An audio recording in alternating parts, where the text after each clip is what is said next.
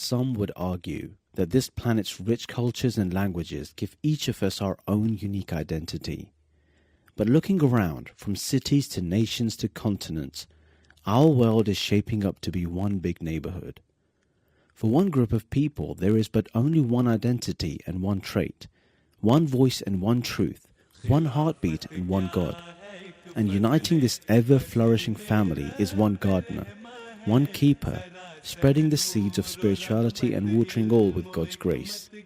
One man who walks day and night to every corner of the world to embrace every beloved soul and gather all of God's seeds. Hazrat Mirza Masroor Ahmad, Khalifatul Masih V, the successor to the promised Messiah alayhi salam, and source of the same light as the Holy Prophet Muhammad sallallahu alaihi wasallam, now visiting the far east of our small world once again. Join us in this special series for the incredible journey of Hazrat Khalifatul Masih to the nations of Singapore and Australia, and let us bring you closer to the far side of the world.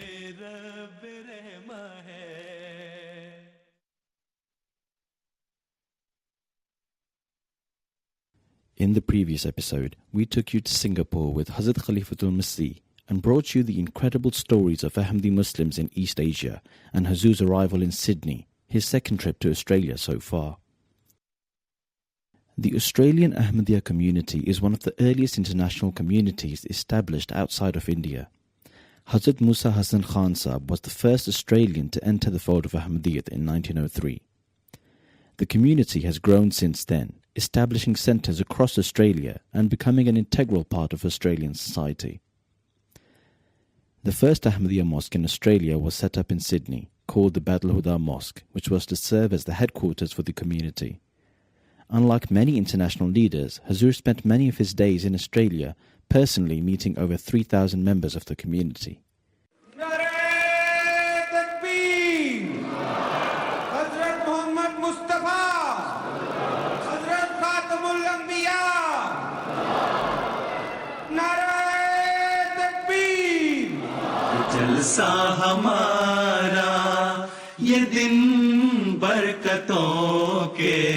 The arrival of Hazrat Khalifatul Masih in Australia was the perfect opportunity to hold one of the key events in the Ahmadiyya calendar, the National Annual Convention, otherwise known as the Jalsa Salana.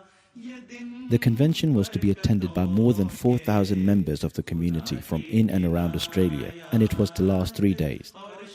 Prior to the Jalsa, Huzoor inspected the infrastructure and organizational setups for the Jalsa on the 6th of October, with key attention paid to the welfare and care of the guests who were to come from far. The promised Messiah ﷺ has laid incredible importance on the good care of guests. In the early days of Ahmadiyyat, the promised Messiah ﷺ would at times care for the guests himself, sacrificing his own comforts for the sake of his guests. Following suit, Huzoor inspected all aspects of Jalsa preparations and officially inaugurated the Jalsa and addressed the workers and volunteers directly, and advised them to conduct their respective duties with kindness and compassion. Huzoor said that no task ought to be considered insignificant or ordinary, rather each and every assigned duty was of importance. Huzoor said that as those who attended the Jalsa were deemed as guests of the promised Messiah ﷺ, they should all be treated in the best possible manner. Huzoor said that non-Ahmadi guests were always impressed by the high moral standards and service of Ahmadis. Huzoor addressed the gatherings at Badal Huda Mosque on all 3 days, starting with inaugural prayers and the raising of the Lawai Ahmadiyyat and the Australian national flag. The first address was on Friday the 4th of October, where Huzoor said that the first small Jalsa that took place just 123 years ago in the small little hamlet of Qadian is today being held in all the continents of the world.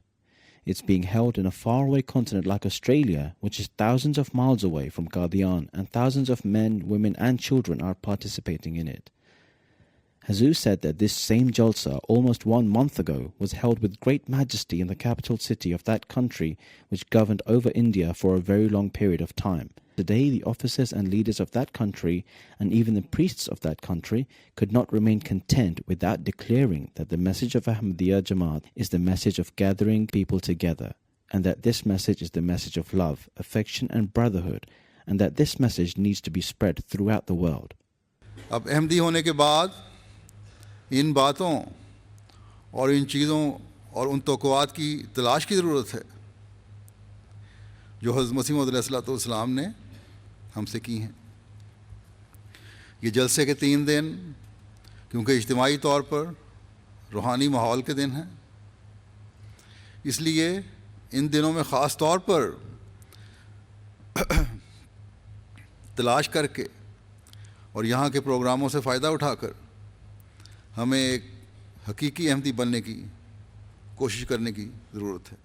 On Saturday, 5th of October, Huzoor made another address, this time to Lajna members of the community, reminding both men and women of their duties towards each other, their children and their faith, and how all should live their lives in a manner which portrays the best example for others. کہ اگر تقویٰ ہو تو کبھی مسائل اتنے نہ بڑھیں جتنے اب بڑھ رہے ہیں. لڑکے بھی ماحول کے بد اثر سے بچنے کی کوشش کریں گے جب نیک لڑکی کی تلاش میں ہوں گے. تو پھر لڑکوں کو خود بھی نیکی کی طرف مائل ہونا ہوگا. یہ نہیں ہو سکتا کہ لڑکے تو آوارہ گردی میں مبتلا ہوں اور نیک لڑکیوں کی تلاش ہو. خود بھی جب نیک لڑکی کی تلاش ہوگی تو تقویٰ پر چلنا ہوگا. لڑکیاں بھی جب یہ دیکھیں گی کہ ہمارے رشتوں کی بنیاد نیکیوں پر ہے تو پھر وہ اپنی دنیاوی خواہشات کے بجائے اپنے غیر ضروری فیشنوں کے بجائے، ایک حد تک فیشن بھی جائز ہے، لباس کی خوبصورتی بھی جائز ہے، سنگھار بھی جائز ہے، لیکن جب یہ حد سے زیادہ بڑھ جائے تو وہ یہ پھر تقویٰ سے دور ہٹا کے لے جاتا ہے. تو جب لڑکیوں کو بھی پتہ ہوگا کہ ہمارے رشتوں کے معیار کیا ہیں تو وہ ظاہر ہے وہ نیکیوں پہ قائم ہوں گی. تو یہ 2 طرفہ عمل ہے، لڑکیوں کو بھی نیکیوں کے قدم مارنے ہوں گے اور لڑکوں کو بھی. Huzoor made his concluding address to the Jalsa Salana of Australia to more than 4,000 guests on Sunday the 6th of October, where he spoke of jihad in the modern day. Huzoor said that we firmly believe in jihad. However, the type of jihad required in the modern era has changed. At this time, no government or organization is physically attacking Islam in the name of religion. If Islam is being attacked today, it is not by the sword, but through the press, through the media, and through preaching. And so it is the need of the time that we respond using the very same means. That is what the promised Messiah ﷺ taught, to fight with our pens and not with our swords. پر یہ واضح ہونا چاہیے کہ اسلام کی ترقی اب خلافت کے ساتھ وابستہ ہے، نہ کہ کسی مولوی اور کسی گروہ یا کسی حکومت کے ساتھ. بس یہی وجہ ہے کہ آج اللہ تعالیٰ نے جماعت احمدیہ کو دنیا کا رہنما بنایا ہے، جو حقیقی اسلام پیش کر رہی ہے، جو خاتم الخلفاء کے بعد اللہ تعالیٰ کے وعدے کے پورا ہونے کی شرط کو پورا ہوتے دیکھ رہی ہے، جو انفرادی اور اجتماعی عبادتوں میں بھی ترقی کر رہی ہے اور روحانی اور مالی قربانیوں میں بھی آگے بڑھ رہی ہے، مالی اور جانی قربانیوں میں بھی آگے بڑھ رہی ہے اور اطاعت کے اعلیٰ نمونے بھی دکھا رہی ہے. اللہ تعالیٰ نے حضرت مسیح موعود علیہ السلام سے جو وعدہ فرمایا تھا اس کی شرطیں پوری کرنے والے تو پیدا ہوتے رہیں گے انشاءاللہ تعالیٰ. حضرت صلی اللہ علیہ وسلم نے جو پیش گوئی فرمائی تھی وہ تو پوری ہوگی انشاءاللہ تعالیٰ، لیکن ہر احمدی کو یہ فکر بھی ہونی چاہیے کہ وہ اور اس کی نسلیں کہیں اس شرط کو پورا نہ کر کے انعام سے محروم نہ ہو جائیں. After the concluding session, Huzoor held the Bai'at ceremony or initiation into Islam Ahmadiyya. The Bai'at is a tradition dating from the time of the Prophet of Islam, Hazrat Muhammad sallallahu alaihi wasallam. It is a pledge and affirmation of your faith, commitment and service to Islam and Khilafat under the 10 conditions of initiation set out by the promised Messiah alayhi salam. This was also an opportunity for all the members of the community to renew their pledge to Islam Ahmadiyya through the leadership of Khilafat, a process which is incredibly spiritual and life-changing for many. Thousands in Australia and millions around the world watching live on their TVs participated in the Bai'at ceremony. The Ahmadiyya Muslim community spans the entire world through the blessings of Allah, and it has been through the lifetime devotees called Waqfeen that people are guided and the community infrastructure remains strong and connected. These Waqfeen are from all walks of life. Some are missionaries spreading the message of Islam, Others serve as imams and community leaders. And there are many more who serve their faith and the larger community in all fields. The fourth successor to the promised Messiah, Hazrat Mirza Tahir Ahmad Khalifatul Masih IV Rahimahullah, launched the Waqf scheme, where children are dedicated for Islam by their parents before birth. These children are then guided and nurtured to be servants of Islam, and it is then only through their own choice that they finally become Waqfeen. Hazrat Khalifatul Masih continuously oversees and assesses many of the Waqfeen children personally and guides them towards positive goals for their future. For this purpose, he holds classes on his tours with Waqfeen of the region and guides them on all matters. Similarly, in Sydney also, many Waqfeen from across Australia attended the Waqfeen class with Hazrat Khalifatul Masih and received guidance from him. Thousands of Ahmadiyya Muslims have been coming to this mosque in Western Sydney over the past few days to catch a glimpse of the man they believe to be the Muslim equivalent of the Pope. The arrival of Hazrat Khalifatul Masih in Australia brought considerable interest from the local and national press and media. A few reporters had the opportunity to interview Hazrat Khalifatul Masih, including Bill Bertolds from the National Australian Broadcasting Corporation, who interviewed Huzoor for ABC TV and radio. Speaking to ABC, Huzoor said that wherever he has the chance, he will extend Islam's message of love and peace throughout the society and across the country. The truth is that the state of the world today is extremely dangerous, and so we must take steps towards peace, otherwise the consequences could be disastrous. I'd like to ask you some questions about the Muslim community over here, particularly here in Western Sydney. As you'd be aware, it's a very multicultural area. There's a fairly large Muslim community. Do you think there are particular challenges for Muslim communities living in Western societies, such as Australia? You see, if Muslims are practicing true Islam, then there should not be any challenge in absorbing, adjusting, and living in any of the society, whether it is Western or Eastern. In a short sentence, we have made a slogan of the teachings of Islam, that is love for all and hatred for none. And if that message is there, and as I have already said, the love of your country is part of your faith, both these messages are such, or the slogans are such, that I don't feel that we have any problem in adjusting ourselves in any of the society, whether it's Western or Eastern or whatever it is. We are law-abiding. We want, you see, we believe that Allah is not only for Muslims. Allah is Allah for the whole universe. And especially Allah likes His creation. Allah loves His creation. And wherever the rights of His creation are being denied, Allah is not happy with that. So, when you are discharging the rights towards your fellow being and you want to live peacefully in the society, you spread the message of love and harmony, I don't think there should be any problem in adjusting Muslims into the society.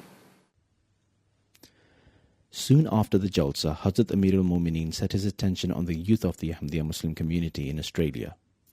The community lays incredible importance on the right upbringing of children, and education is an integral part of this. For this purpose, there are Ahmadiyya Muslim student associations around the world that endeavor for the general educational uplift of men, women, boys and girls to pursue higher education and to provide them guidance on careers and research. The Students' Association plays an incredible role in providing all the support each student needs to pursue higher education for better service of their country. Huzoor sat down and gave considerable time to both men and women. PhD and research students gave presentations on their topics of study. Huzoor gave other students the opportunity to ask questions and inquired from many others on their educational pursuits and gave his guidance. The Holy Prophet of Islam ﷺ gave immense importance to education, and the Quran has made it compulsory for all men and women, young and old. In today's world of economic and political turmoil, the example of the Khalifa of Islam is unparalleled and unseen. Here is an international spiritual leader who not only has genuine concern for the education of all the members of the community, but is actively involved with all student associations around the world and constantly urges students to reach the highest stations of professionalism in all fields.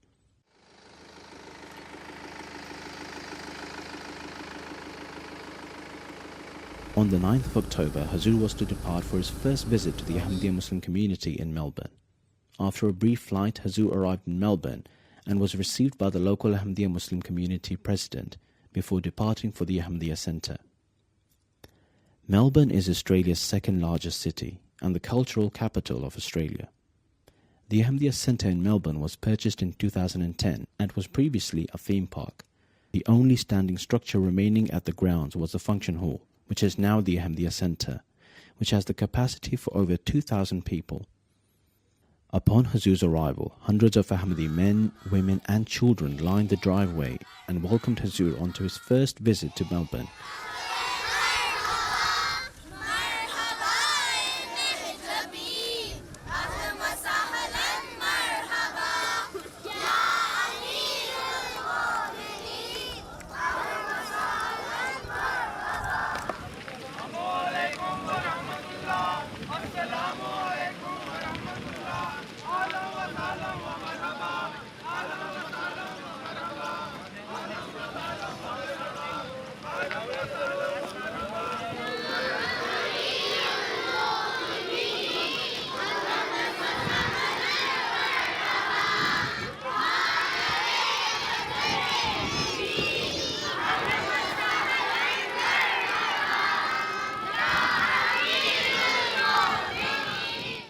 After arrival, Huzoor led the Zuhur and Asr prayers. Apart from his other activities, Huzoor met personally with many families and individuals from Melbourne. On the 11th of October, Huzoor officially inaugurated the Ahmadiyya Centre in Melbourne and delivered the Friday sermon where he said that those of us who claim to be in the Bai'at of the promised Messiah ﷺ need to self-analyze as to how much are we fulfilling the objective of his advent. He said that faith is strengthened by perfect belief in God, but there is too much reliance on worldly resources. Today, reliance on God has become secondary while the importance of worldly people and worldly matters have become foremost.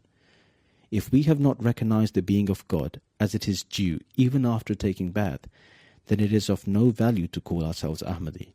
If we today please our worldly masters more than God, then we do not fulfill the objective of the advent of the promised Messiah ﷺ. फिर फरमाया कि इताअत के मयार हासिल करो। इताअत ये नहीं कि खलीफा वक्त के या निज़ाम जमात के फ़ैसले जो अपनी मर्ज़ी के हुए दिली खुशी से कबूल कर लिए, और जो अपनी मर्ज़ी के ना हुए उसमें कई किस्म की तावीलें पेश करनी शुरू कर दी, उसमें एतराज़ करने शुरू कर दिए।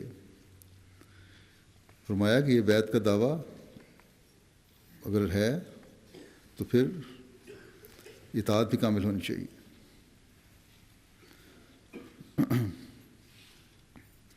बस ये बैत का दावा, एतकाद का दावा, मुरीदी का दावा और हकीकी इस्लाम पर अमल करने का दावा या मुसलमान होने का दावा तभी हकीकी दावा है जब ये ऐलान हो कि आज बैत करने के बाद मेरा सब कुछ नहीं रहा, बल्कि सब कुछ खुदा ताला का है और इसके दीन के लिए है। और यही बैत का मकसद है कि अपने आप को बेच देना। The same day, a reception was held in Huzoor's honor where he delivered a keynote address to a gathering of more than 100 distinguished guests. Before the event, a few officials had the honor of meeting Huzoor, including Major General Paul McClackham, the senior-ranking military officer in Victoria, the Honourable Anthony Byrne, and the Honourable Judith Grayley. The event was attended by more than 150 distinguished guests, which included interfaith leaders, professors, charities, community and military leaders, and government officials, including many members of the state and federal government, as well as members of the National Parliament, some of whom spoke at the event before Huzoor's keynote address. I welcome you to our beautiful country, Australia, and I hope that you enjoy your stay. 5 years on, our relationship is still going strong, and here we are today, celebrating this very special day and continuing to spread your beautiful message, love for all and hatred for none. If only every person on earth lived their life this way, there would be no war, only peace. That message, that strong message that comes from your community, that comes from your religious beliefs of love for all and hatred for none, was something that resonated not only with my soul, but also with my head. And like the Mayor, I only wish that more people could take that message with them and live by it and spread it. So I'm very pleased to welcome you on behalf of every member of the local community here tonight. We are particularly impressed with the members of the community in our area and our region who reach out to us in a spirit of your faith and a spirit of your teaching and your preachings to reach out to extend their hand in faith to us so that we can come together to create a meaningful dialogue, a dialogue that will result in deeper understanding. And if I can use, Your Holiness, the example of your local community, the work that they do in trying to reach out to us and the works that they do to benefit of the community in keeping with your teachings do great credit to you and to the people that follow your faith. And so to be associated with, of course, your religion, especially your emphasis on love for all and, of course, hatred for none is something that is integral to the success of our society and success of humanity. So welcome to Australia. We're delighted to be able to be a part of this reception. And, of course, I'd like to extend the greetings of the Premier, who also is unable to be here today. And on behalf of the State Government, I'm delighted to be here in his stead. Thank you very much. The key themes espoused by His Holiness in many of his addresses, those of religious tolerance, loyalty to country, rejection of extremism, rebellion, disorder, commitment to community and the pursuance of peace, they resonate with the key values of the Australian military and all true Australians.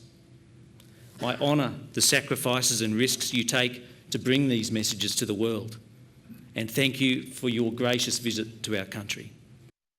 During his address, Hazrat Khalifatul Masih analysed in detail the major threats to modern-day world peace, including the so-called Arab Spring, and spoke of his serious concern that the world was increasingly at the precipice of a horrific Third World War. Here I would like to point out that this golden principle given by the Quran is not only for Muslims, but in fact it is a universal truth that in order to establish peace, justice must prevail. Unfortunately, when in the name of bringing peace, major powers interfere in the matters of other countries, they do not uphold the requirements of justice to the necessary degree or in minute detail. During a visit to the United States, I also addressed their senior politicians and policymakers. I clearly said to them that any act or policy they undertake to try and develop peace would never prove successful until all personal interests were set aside and until the requirements of justice were upheld in an entirely selfless manner. I loved it. I can see why he's a leader of world peace, because he said exactly what I wanted to hear, and he touched on the countries and the problems of the world, and I can see why he is getting on with the heads of governments of other countries, and I wish all Islam leaders were like that, and we wouldn't have any trouble in the world. It was an absolute honour for me to meet His Holiness. Truly, the values that the Ahmadi culture actually preaches are very, very close to our own. The love for all, hatred for none is a fantastic message, and it's something that the entire community should embrace.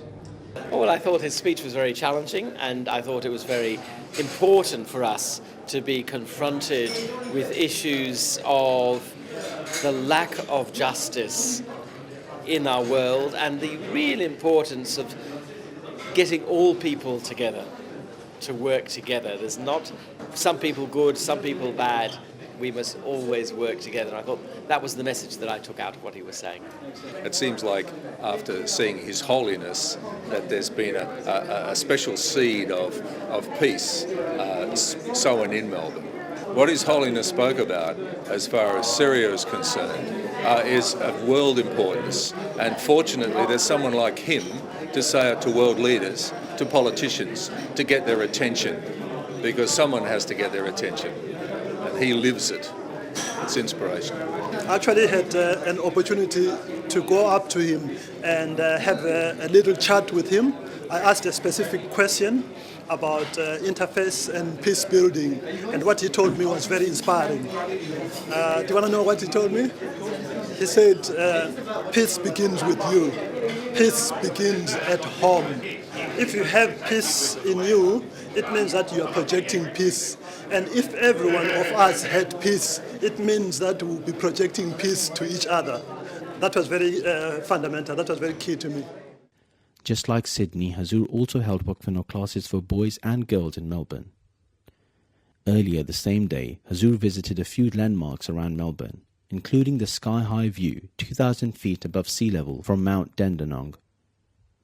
Later in the evening, Huzoor visited a bird park in the Dandenong Ranges, where he enjoyed feeding parrots and sulphur-crested cockatoos.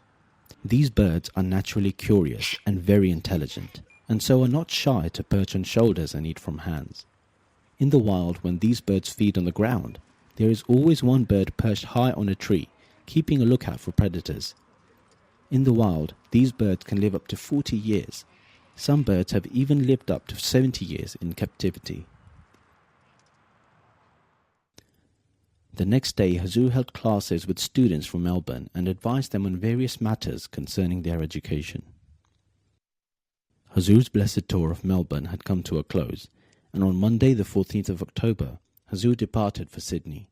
The Melbourne community gathered outside the Ahmadiyya Centre on a rainy morning to bid farewell to their Khalifa.